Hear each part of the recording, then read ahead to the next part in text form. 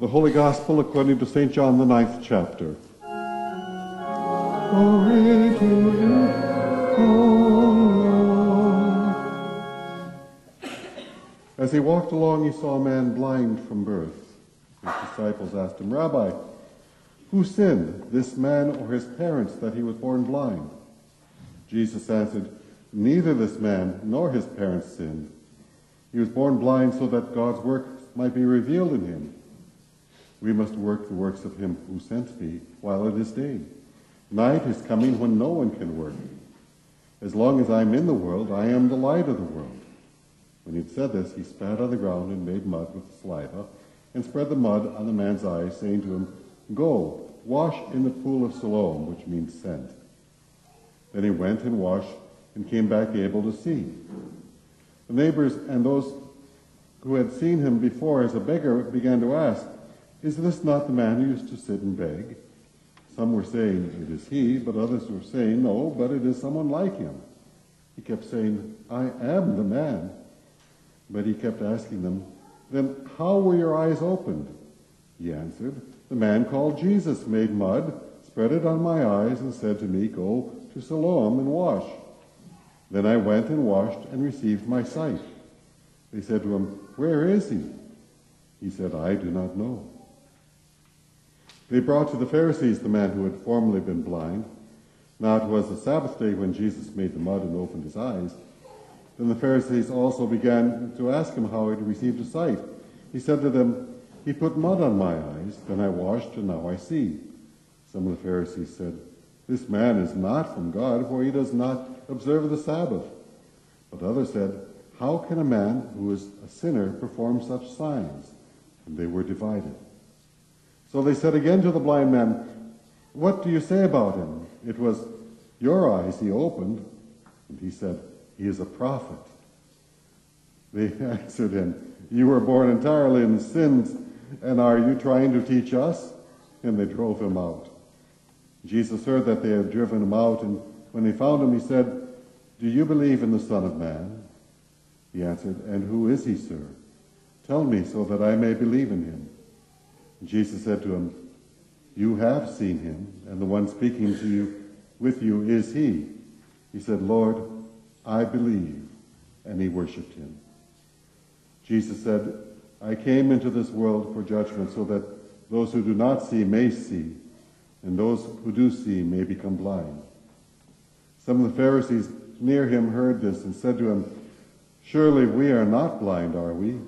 Jesus said to them, If you were blind, you would not have sin, but now that you say we see, your sin remains. The Gospel of the Lord.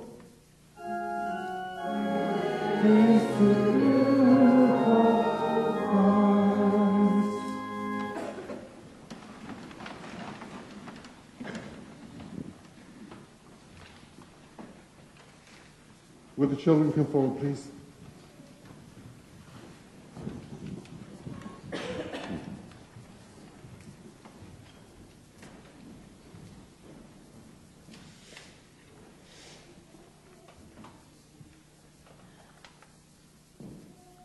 Grace and peace.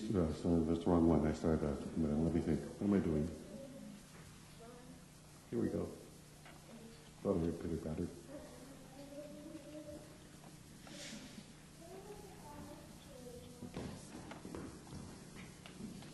Okay. Now we can start. The Lord be with you. Thank you. Have you ever been sick? And what happens to you when you're sick? Nothing? Life goes on just as normal? No. What happens? Do you stay in bed? Yes. Do you feel yucky? Do you have a good appetite or a poor appetite? Poor appetite? Do you have to take medicine? Does the doctor come to the house and give you medicine? Well, who gives you medicine? Your parents give you medicine. Is medicine good for you? Does it help you get well? Then it's good for you, right? Okay. Just thought we'd get this clear. Now, That's when you have a cold or the flu or something like that. There's other kinds of illnesses, you know. There's an illness of truth when we tell lies.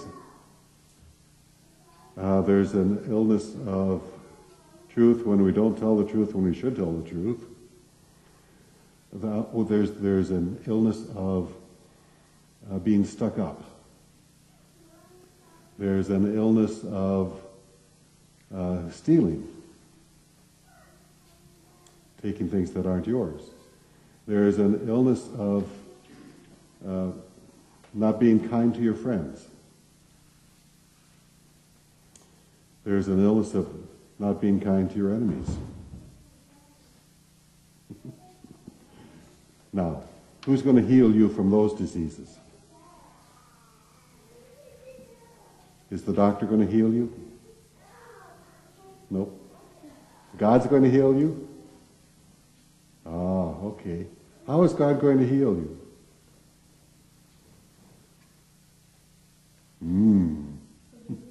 He's going to forgive you. Good answer. And he forgives you when you hear his word and ask him for forgiveness. He heals you when you come to the altar. He heals you when you go out into the community and do deeds of charity. Charity is a form of love that helps the poor. God heals you so many different ways. So you're doing all those different ways, right? So God can heal you?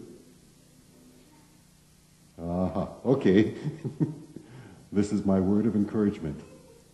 To let God heal you as many different ways as you can. Because right now, we are all sick, aren't we? Okay, you can go back to your seat.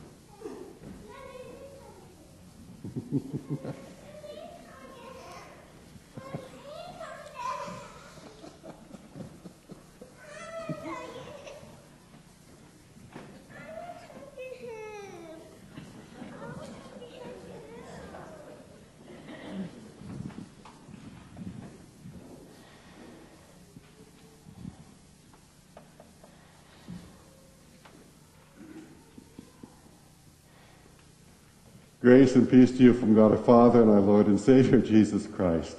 Amen.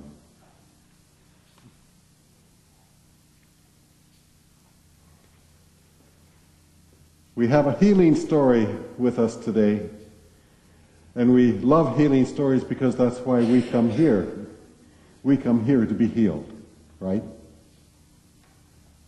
Yeah. I don't think many of us are coming here to learn like you go to school to learn. You come here to be healed. To be healed means that we know there's something wrong in our life. Sometimes we can see it, sometimes we can't. We usually come for the healings of the things we can see, and the joy of coming is that God can then heal us for the things we can't see. Healing has its own concerns.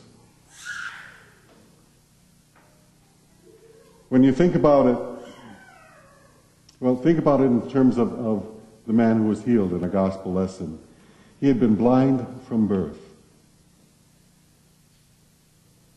Did he know the color green? No. The color blue? No. The color yellow? No. The color red? He had never seen a color. Did he know what people looked like? Well, he would feel their face. He would recognize this. But can you imagine his shock when he could finally see and see what people really looked like? He had grown up as a beggar, because that's what you do when you can't work, you beg. And now that he could see, now he had to find some way to make a living. And he couldn't be begging because no one would give to a sighted beggar. Sometimes healing is a lot of trouble. Yet we come here to be healed. Now think about this for a minute. When we come to be healed, do we imagine that we will simply remain as we are, just better? Do you think that when you come to be healed, it will be to be forgiven so that you can at least remain who you are, but now have a smile on your face?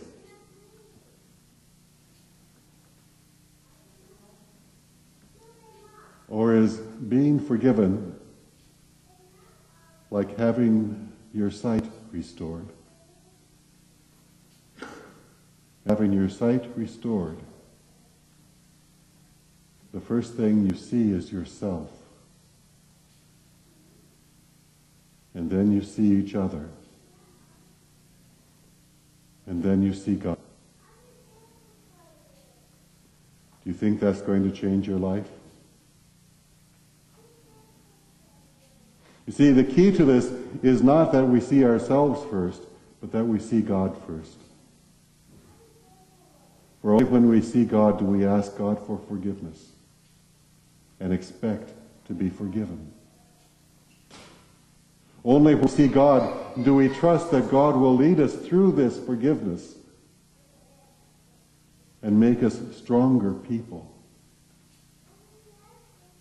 Only when we see God first will we have the courage to see ourselves and each other as we really are.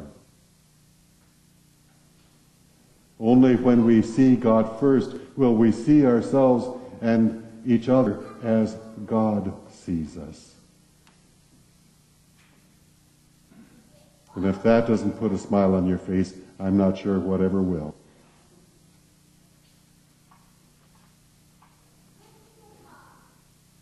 Yes, come to be healed. But recognize that healing will change you.